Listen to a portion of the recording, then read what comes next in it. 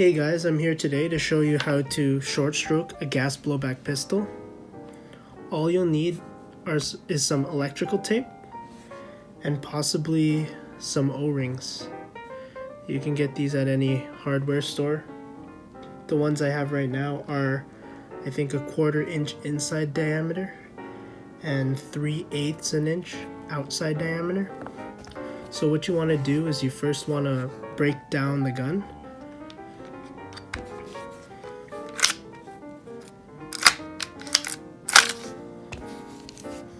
You want to have access to the recoil spring because this is what you're going to use to short stroke it. So basically when you short stroke something, the slide isn't moving back all the way, it's only moving back partially, so that increases your cycle speed and also increases your gas efficiency. I decided to do it for my Glock 19 because for some reason when I'm using propane, the bolt doesn't lock back. Or no, not the bolt, the slide doesn't lock back. So why not short stroke it? Probably get way more performance out of it. So for the Glock 19, the recoil spring is in 2 parts. As you can see, it broke. So you want to disassemble that. You want to get your electrical tape. I'd recommend electrical tape because it's more durable than other types of tape. Like if you use some regular Scotch tape, it's probably not going to work as well. So what you want to do is you want to reassemble it and you want to push it back. And since the Glock 19 is in 2 parts, I'm just going to tape this part together and the electrical tape will act as a buffer and it won't cycle all the way. You want to get it pretty snug. It doesn't have to be super tight, but if you do make it super tight, it'll probably be better in the long run. So you just wrap it, keep wrapping.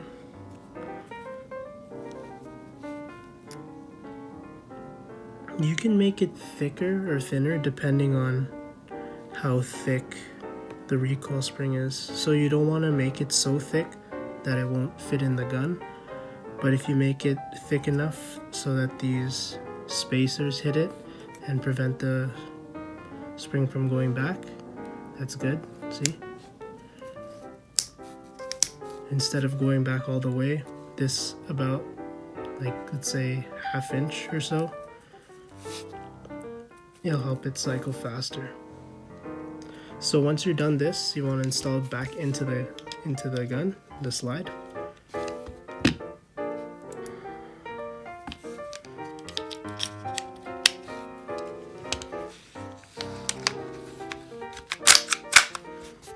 Once you put it back in, you can see the slide won't be able to lock back, but then the cycle speed's much faster. I also have this Ace 1 Arms SAI Glock 17 slide. So right now, slide locks back, but I want to short stroke this also. So break down the slide. And for some reason, this recoil spring looks like it's not one piece, but I find it really hard to get off this, what's it called? This hex key. So what I did was, you can actually use one of these O-rings and slip them over here, but I find that if you don't, you can just use the electrical tape if you don't have the O-rings. So for this one, I want to short stroke it as much as possible. So instead of putting it around this area, I'm going to put it slightly farther back. And from here it's the same process. You just want to make sure that when you're putting the electrical tape, you don't put it too far back, because if you put it too far back, the nozzle won't open and your airsoft gun won't chamber a BB. So let me show you how to test out for that after I wrap this.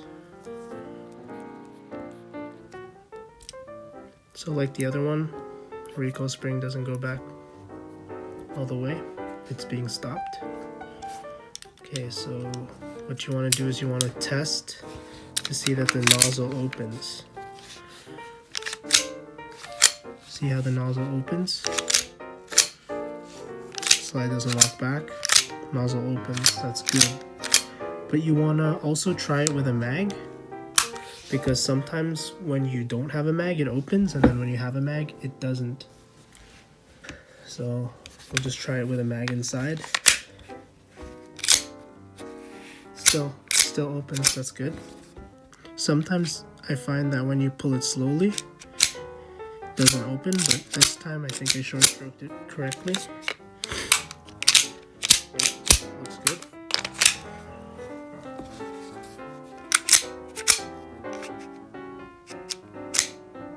Looks good.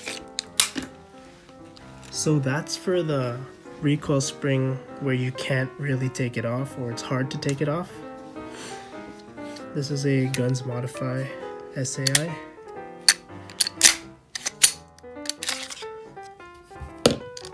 I have a Guns Modify recoil spring. So for this recoil spring it's really easy because all you have to do is unscrew the bottom.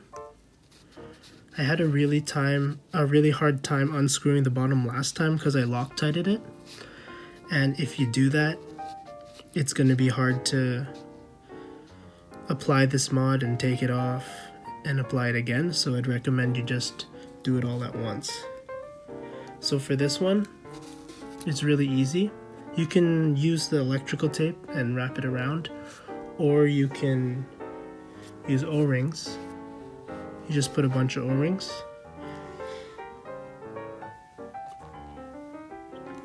If you use a bunch of O-rings, it's easier to modify how far back the slide goes. For example, for this gun, I want the slide catch to still work, but I want faster cycle speed.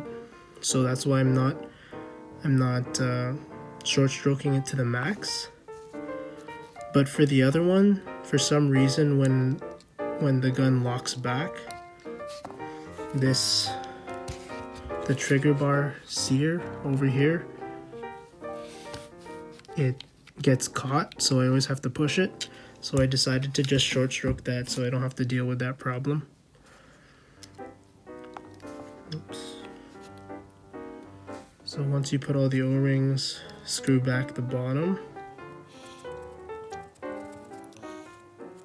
And this should push it back. So when it's like this, sometimes if the O-rings aren't sitting perfectly on the recoil rod, they push inside of each other and they get sort of inside each other. So what I do is I use a bit of electrical tape and I wrap the O-rings in electrical tape. And what this does is it makes it one solid piece as opposed to 6 pieces that could possibly move. So if you can see already, the spring is kind of going under the O-ring, and eventually it will completely go under and it may mess up the short stroking. So to be safe, I like to wrap it in a bit of electrical tape. You want to make sure that it's not too thick, because if it's too thick then it might not fit in your gun. Make sure that you push the spring back while you're doing this. Sometimes it's a bit tricky. So you want to make it pretty tight because you want it to be one solid piece.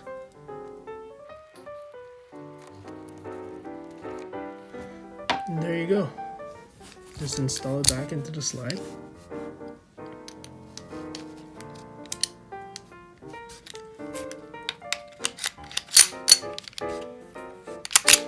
Slide lock still works.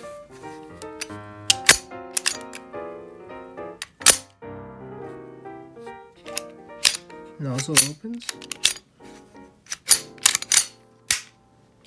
Works fine.